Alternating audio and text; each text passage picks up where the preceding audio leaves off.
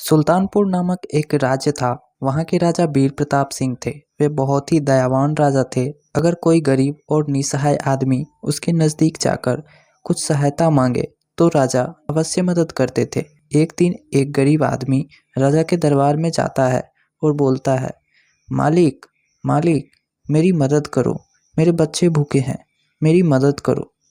वो जाकर राजा के पैर में गिर जाता है। अरे तो इसमें ये क्या बात हुई, तुम मेरे पैर में क्यों गिर गए? ये तो मेरा धर्म है कि मैं निसहाय और गरीबों की मदद करूं, जिसके लिए मैं राजा हूँ। सेनापति, इसको इसकी ज़रूरत का धन दे दिया जाए। जिसके बाद सेनापति उस गरीब को उसकी ज़रूरत का धन दे देता है और वह गरीब वहाँ से चला जाता है। ये सब देख सेनापति के दिमाग में एक खुरापाती आइडिया आता है और वह सोचता है कि अगर मैं इसी तरह अपने आदमी को गरीब के भेष में राजा के सामने भेजूं तो वह राजा से अपनी धन की मांग करेगा और राजा इसी तरह उसको दे देंगे। जिसके बाद मैं उसे मांग कर धन अपने पास रख लूँगा, जिसके बाद मैं बहुत सारा पैसा और धन हो जाएगी।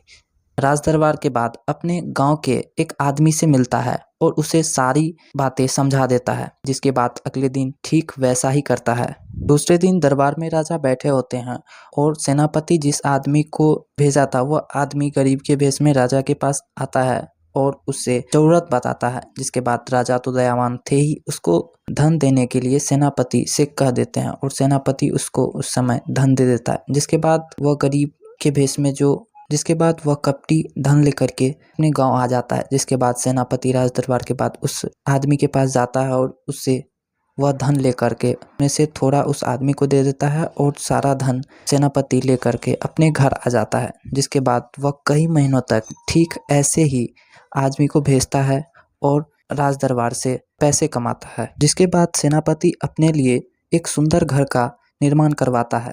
इसके पड़ोसी ये सब देख करके बहुत ही चिंतित होते थे।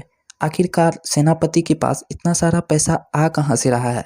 जिसके बाद पूरे गांव में धीरे धीरे ये बात फैलने लगी कि सेनापति इतने सारे पैसे आखिर लाता कहाँ से है, क्योंकि पूरे गांव में उसके पड़ोसी भी सेनापति ही थे, लेकिन उसके पास इतना सारा धन तो नहीं था। जिसके बाद इसके पड़ोसी इन पे नज़र रखने लगता है, आखिर यह धन लाया कहाँ से और इतना अच्छा घर कैसे बनवा लिया।